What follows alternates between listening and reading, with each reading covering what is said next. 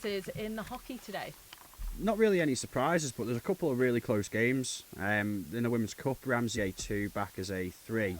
Brilliant comeback by Baccas A, 2-0 down at the halfway mark. And second half comeback of Sophie Highlander 2 and Martha Broderick with the winner in the end. Ramsey A scores I haven't got yet, so if you can text them in, 166 177. That gives Baccas A semi-final against Baccas B. And you have to say, Baccas A are looking strong to get to that final. What else did we see today? Which match were you watching in particular? I actually went down and watched the second half of Vikings A Saracens, and I'll be honest, it really was a one-sided game. But when you look rough at day for Saracens, it was rough, but it's a lesson learned. When you look at the age of the group of players that Saracens has, I didn't see a single player over the age of 18. I maybe saw a 17-year-old. Most of them were under 16. And you've got to say, playing against a side as good as and as experienced as Vikings A, it's always going to be a tough ask. Big shout out to Poppy Bowman, the Saracens goalkeeper.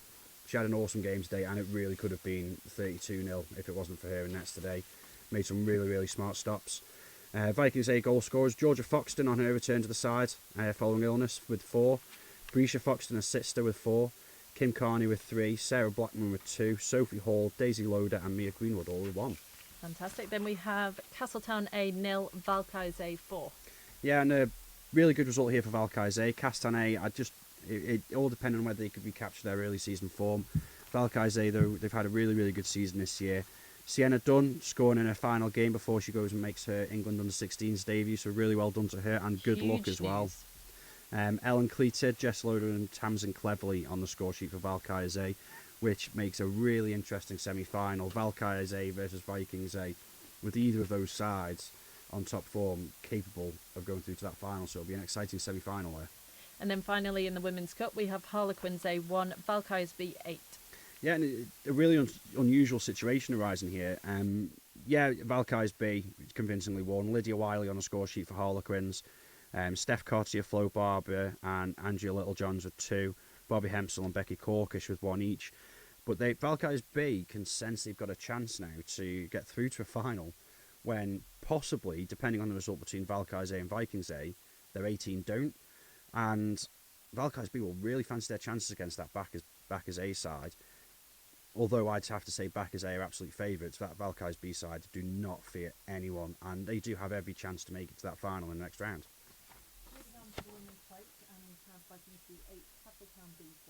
Oh, sorry, I think that might have been a wrong result. It was actually Vikings B 4, Castletown B 0, which gives Vikings B a Ramsey semi-final, a Ramsey B semi-final.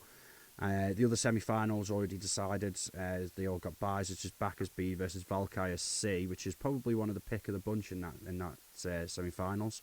I haven't got the goal scores yet for Vikings B, but that has just finished, and I've just got the score update about 5 minutes ago. Okay, let's move on to the men's plate while we wait for that result to come in. So we have Baccas B 5, Castletown A 2, and you deemed it a match of a head-to-head of the season's protagonists.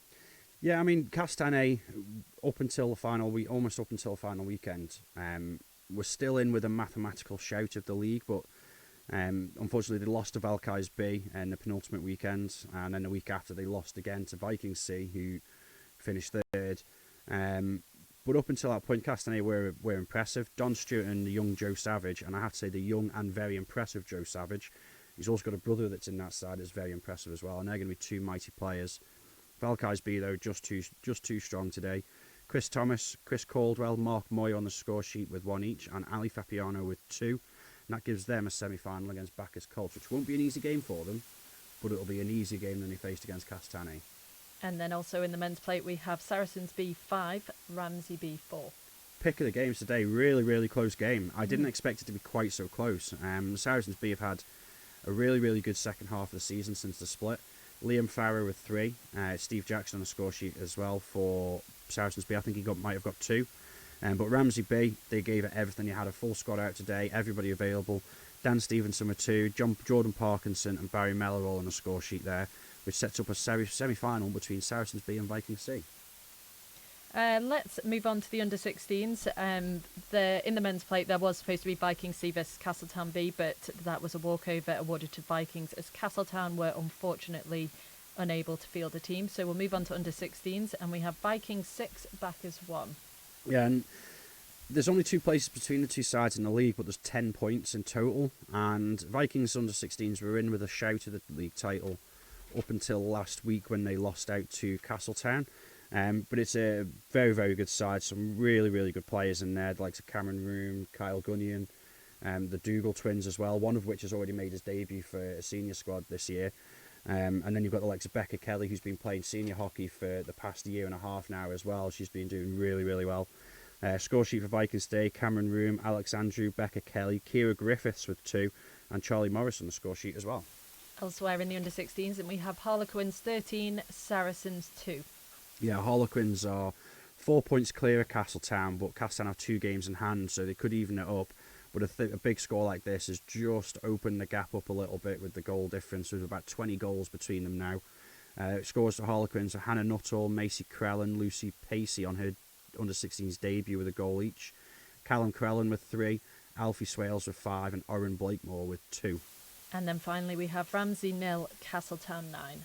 No scores for this one, but it was an important result for Castletown. That Ramsey side has been has matured so much since lockdown ended, and over the lockdown period, and they have been doing so much better. But Castletown knew they needed to get some goals on board today, and they have done that.